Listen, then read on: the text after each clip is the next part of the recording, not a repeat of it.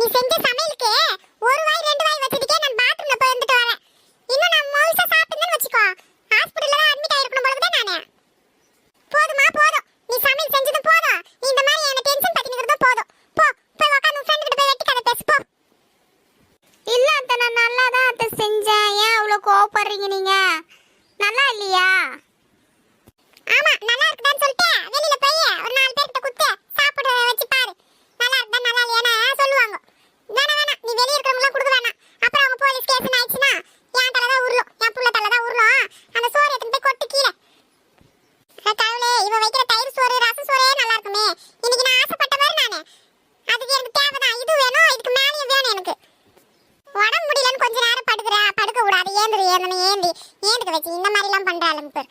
சே, நான் போய் வெளியே கூட எங்கன்னா சாப்பிடுறேன். இந்த சோறு